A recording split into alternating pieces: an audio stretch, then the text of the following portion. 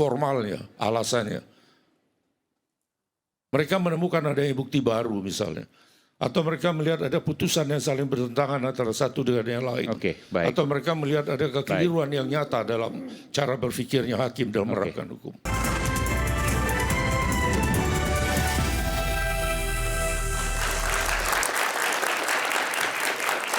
Saya ingin bertanya langsung kepada Bung Henry Yosodiningrat. Pak Henry, ada dua pertanyaan sederhana saya. Yang pertama adalah, apakah Peggy bisa jadi tersangka lagi? Karena kami mendengar bahwa SP3 Peggy akan digugat kembali dalam waktu dekat. Itu yang pertama. Kemudian yang kedua, terkait dengan PK, peninjauan kembali para terpidana ini. Apakah Pak Henry Yosodiningrat setuju, sepakat, sejalan dengan Bung Otto yang mengatakan bahwa sangat mungkin semuanya bebas? Silakan. Oke. Sebelumnya saya ingin menyampaikan pendapat saya dulu ya.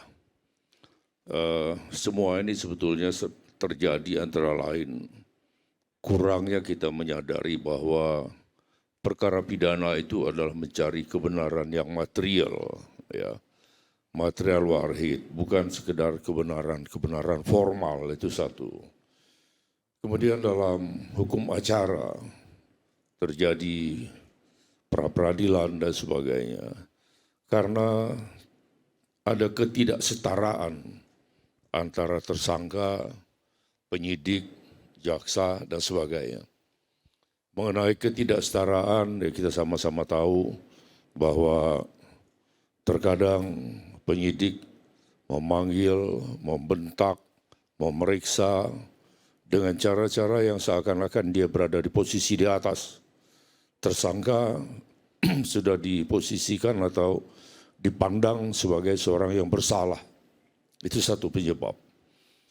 Yang kedua, tadi ada saya dengar terkait dengan pengakuan tersangka atau pengakuan terdakwa. Saya berpendapat dengan tidak bermaksud mengatakan pendapat yang lain salah. Saya berpendapat bahwa pengakuan itu tidak bisa mutlak dijadikan sebagai bukti, apalagi pengakuan bahwa terdakwa bersalah atau tersangka bersalah. Saya mengakui saya salah. Salah satu contoh, dalam perkara pidana misalnya seorang disangka melakukan tindak pidana 359 KUHP, misalnya nyetir mobil, kemudian nabrak orang meninggal. Kemudian dia mengakui bahwa saya yang nabrak. Karena dia mencari kebenaran yang material, maka hakim harus memeriksa, meyakini, harus terbukti secara sah dan meyakinkan bahwa orang ini bisa nyetir mobil. Bisa saja dia menyelamatkan majikannya yang ada di sebelah. Ya, kemudian dibayar oleh majikannya, disertai dengan berbagai jaminan. Maka di sini akan terjadi peradilan yang sesat, yaitu dihukumnya orang yang tidak bersalah karena pengakuan ya, yang ditelan bulat-bulat oleh penyidik, jaksa, dan hakim. Dia mengakui bersalah. Dalam hal terjadi peradilan yang sesat, artinya dihukumnya seorang yang tidak bersalah. Padahal dihukumnya seorang yang tidak bersalah merupakan urusan dari semua orang yang berpikir. Oke. Ini sekedar pengantar, kembali ke apakah Peggy bisa ditetapkan lagi sebagai tersangka? Bisa, sejauh memang penyidik menemukan bukti baru. Bukan dari gugatan SP3 kembali? Bukan. Oke. Jadi penyidik harus mengeluarkan sprindik baru. Sebentar, jadi kalau seandainya nanti ada gugatan baru SP3 terhadap Peggy, maka kecil kemungkinan itu akan dikabulkan oleh hakim. Ulangi, gugatan SP3. Jadi misalnya SP3 kan sekarang sudah keluar. SP3 itu kan bisa digugat lagi, Pak Henry. Bukan SP3 digugat lagi. Artinya Di pra-peradilankan lagi maksud saya. diajukan pra-peradilan tentang sah atau tidak penghentian penyidikan. Betul. Bagi pihak yang berkepentingan di sini bisa mengajukan pra-peradilan tentang sah atau tidaknya penghentian penyidikan. Tapi penghentian penyidikan dalam hal ini berdasarkan putusan yang sudah punya kekuatan hukum tetap berbeda. Dalam kasus ini tidak bisa. Tidak bisa. Tidak bisa. Jadi ketika SP3 digugat kembali melalui pra-peradilan, SP3 tidak akan berdasarkan putusan pra-peradilan kan. Iya, betul. Artinya pengadilan dalam perkara pra-peradilan memerintahkan pada penyidik untuk menghentikan penyidikan dalam perkara ini. Nah, itu tidak bisa digugat pra-peradilan. Baik. Jadi pra-peradilan di pra-peradilankan kembali, nggak akan Itu bisa. tidak boleh. Baik. Ya. Kemudian kecuali bisa tersangka lagi, kecuali penyelidik dan penyidik melakukan penyelidikan awal lagi. ya, dengan mengeluarkan sprindik yang baru, kemudian berdasarkan bukti yang cukup, baru boleh mengeluarkan penetapan sebagai tersangka kembali. Pertanyaan kedua tadi, apakah kemungkinan, ini soal yang lain ya, peninjauan kembali para terpidana, apakah punya potensi bebas semuanya? Berdasarkan tadi, kalau saya nggak salah tadi Pak Henry menyampaikan bahwa ada menyinggung soal peradilan sesat dan lain sebagainya. Apakah itu yang dimaksud? Peninjauan kembali, jangan dikaitkan dengan putusan pra-peradilan ini. Karena pra-peradilan ini hanya kulit-kulit atau proses, ya artinya hukum formalnya. Dalam perkara peradilan belum menyinggung materi. Apakah dia bersalah atau tidak? Iya. Nah terkait dengan PK, PK itu bisa karena ada novum, ya, atau bukti baru, atau ada putusan yang saling bertentangan antara satu dengan yang lain, atau dikarenakan kekeliruan yang nyata. Sejauh salah satu di antara tiga ini ditemukan oleh mereka, bisa saja diajukan peninjauan kembali. Apakah ada kemungkinan bebas? Sangat mungkin. Kalau saya yakin bahwa Pak Henry mengikuti kasus ini sejak awal. Saya ingin subjektivitas, bisa salah tidak masalah, tapi ini kan subjektivitas dari Pak Henry. Apakah kemungkinannya akan bebas atau jauh dari kata bebas? Para terpidana kasus Vina. Saya kalau dikatakan mengikuti kasus sejak awal, tidak. Saya baru membaca ini sejak saya diminta kemarin untuk menjadi narasumber di sini. Ya, jujur. Berminggu-minggu, jadi sama sekali ya saya hanya baca-baca sekilas, saya nggak begitu mendalami ya. Nah, tapi kalau dikaitkan dengan itu ya, sejauh pemahaman saya sebagai seorang praktisi hukum, saya melihat kemungkinan perkara putusan dan perkara PK yang membatalkan putusan MA, putusan tingkat banding, tingkat pertama, itu sangat mungkin. Bisa saja dan banyak. Dalam kasus ini? Ya, bisa Kenapa? saja. Bisa saja. Apa yang membuat Pak Henry yakin mengatakan itu? Saya nggak mengatakan yakin, bisa saja saya katakan. Bisa. Apa yang mendasari kalau itu? Pertanyaan saya. Hukum formalnya, alasannya. Mereka menemukan adanya bukti baru misalnya. Atau mereka melihat ada putusan yang saling bertentangan antara satu dengan yang lain. Baik. Atau mereka melihat ada kekeliruan yang nyata dalam cara berpikirnya hakim dalam menerapkan hukum. Baik. Itu. Luar biasa. Ini saya tadi sempat di break ya, sempat di jeda itu ada data baru, saya nggak bilang bukti baru atau novum ya, tapi data baru yang ditunjukkan oleh Pak Oto. Pak Oto boleh tunjukkan, nanti saya akan minta tunjukkan. Tadi sudah dikirimkan ke produser. Kita tunjukkan visual yang kemudian nanti. Nah ini apa ini Pak Oto? Baik, jadi ini eksklusif katakan nih, dari awal. Belum pernah diungkapkan. Saya sendiri terus terang aja kan seperti Henry juga, tim saya memang sudah mendalami kasus ini, tapi saya sendiri juga baru tadi mulai membaca-baca. Dan barusan ada tim dari saya itu mengirimkan gambar ini. Barusan, Barusan saya dikirim ini. Eksklusif ini. Nah, gambar ini menurut ceritanya adalah, ini adalah satu baut yang ada di jembatan yang terdapat di ini ya. Di PJU ini ya. PJU ini. Penerangan jalan umum.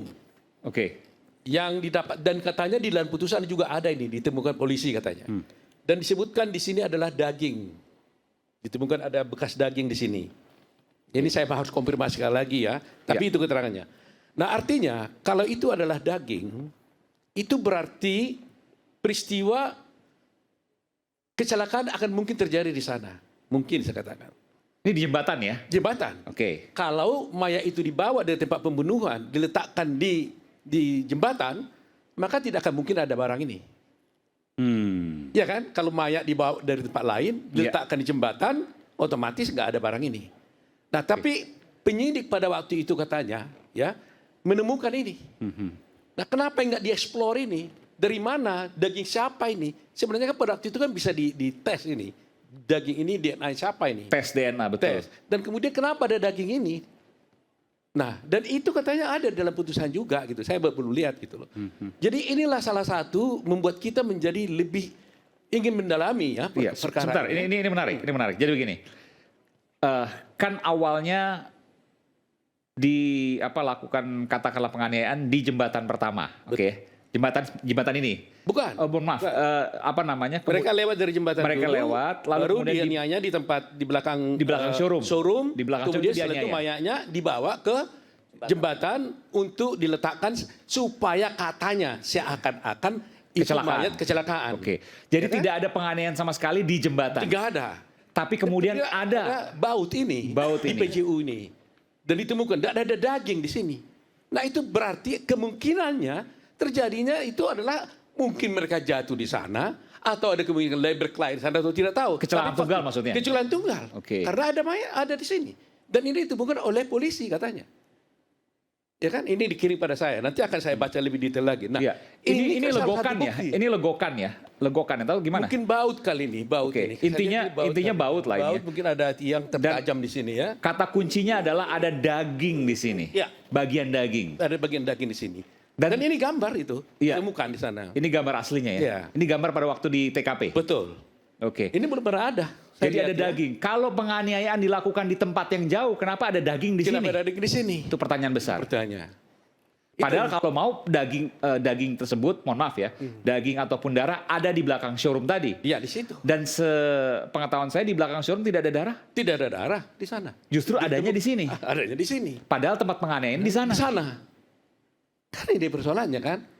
Nah inilah ya terus terang aja saya akhirnya dengan saya baca tadi saya ingin tertarik lagi untuk mendalami ini karena beberapa waktu ini saya agak sibuk dengan kasus untuk buat PK Jessica yang saya masukkan minggu depan. Oh, Jadi saya Jessica minggu depan akan minggu masukkan. depan akan saya Ini informasi masukkan. baru nih. Ya, PK Jadi, ya. PK Jessica Ya. Wongso Ya. itu akan dimasukkan minggu depan. Ini minggu PK depan. pertama kali. Saya lupa. Yang kedua ini. Oh, ini yang kedua. Oke. Ya. Jadi PK PK yang akan kedua. kita masukkan itu gak saya sibuk. Nah tapi Boleh bocorkan sedikit. Bukti barunya apa? Wah cukup banyak. Nanti kita bicara soal itu lagi. Khusus lagi soal itu lagi kan. Jadi ini rame, ya. menarik. Jadi PK peninjauan kembali kasus Jessica Wongso yang kedua Iya. akan dimasukkan pekan depan. Pekan depan ya. Pekan depan. Hari Ya. belum tahu. Kabari kami nanti Nanti ya. kita kabari. Oke, Nah siap. itu sebabnya saya nggak detail melihat ini. Iya. Jadi tim yang kerjain. Tapi satu hari saja saya lihat. Tadi saya sudah temukan beberapa Iya. kejanggalan. Saya nggak balakan tapi kejanggalan kan. Soal batu, soal ini. Termasuk ini juga. Tambah satu lagi. Ada lagi satu lagi sini. Tapi satu saya nggak terus upload. Ada gambar di sini. Gambarnya Vina. Tapi ada juga tadi yang karena nggak bagus saya tunjukkan karena itu terbuka bajunya. Ada satu di sini. Ya atau mungkin saya baca. Saya boleh lihat ya? Oke. Saya akan lihat. Iya, sebentar. Produser minta perlihatan saya kelar, tapi saya lihat dulu. Karena kalau terbuka tentu kita tidak etis untuk kemudian membukanya. Yang ini aja lah. Ini ada terbuka kan. Oh, sebentar ya. Saya nggak tunjuk. Oh iya, ini tidak bisa tidak bisa karena hanya menggunakan pakaian dalam. Ini ya. Nah ini. Oke, yang ini Ini bisa dibuka. wajah. Baik, Kan ini di Vina dalam ya. ya ditunjukkan di sini kan sebenarnya kan ada sabetan ya. Iya. Ya. Sabetan di dalam dakwaan itu ada sabetan. Tapi kita lihat ini nggak ada sabetan nih. Sebentar, saya zoom sedikit. Iya, mohon maaf ya, hidungnya berdarah. Nah, tapi nggak ada sabetan. Ini boleh ya, ini boleh. Ya ini kayak Saya tutup sebentar. Tapi ada darah, jadi tidak bisa kami tampilkan. Tapi bukan sabetan. Iya. Di dalam dakwaan itu dalam putusan. Tapi itu hanya saya gambarkan sedikit ya. Jadi ada berdarah di bagian hidung dan berdarah di bagian pipi kanan. Tapi tidak ada memang luka sabetan. sabetan. Padahal di dalam Oke, dakwaan dan saya mau putusan ini. ada sabetan ya. Oh, ini Nah, lagi tidak otopsi. boleh. Ya, Otopsi. Ya, habis kecelakaan. Oh, habis kecelakaan. Tidak ada Ya, pendarahan nah. akibat perkosaan itu dugaannya ya. Dugaan. Baik. Banyak lagi yang kita Baik. cari. Namanya kita lawyer kan harus investigatif gitu ya, cari bukti-bukti Pak Auto ya. lengkap juga foto-fotonya itu. Ya mudah-mudahan. Dan ini berwarna, jelas. Dan ini masuk nanti dikumpulkan. Kita Apakah akan menjadi kumpulkan pertimbangan semua. untuk novum atau tidak di kasus Dan kita ini? akan juga minta kepada polisian untuk bisa mengeksplor lebih lanjut kalau sesungguhnya mereka bekerja sama. Oke. Karena kan sebenarnya kan kita nggak berlawanan dengan polisi. Kita kan mencari kebenaran material. Ya kan? Jadi sebenarnya dengan informasi yang kami sampaikan tadi itu, mereka harus lebih dalam lagi menceritakan ini. Dan saya janji akan banyak yang saya temukan nanti ini. Saya yakin. Satu hari saya sudah temukan banyak hal. Saya kira kalau saya baca. Ini baru satu hari nih? Saya sungguh-sungguh baru tadi saya lihat. Baru 1 hari? Baru tadi saya Langsung lihat. 5 tadi saya hitung tadi? Iya. Langsung saya lihat, hanya lihat berkas saja. Luar biasa. Mudah-mudahan kita bisa akan temukan bukti lain.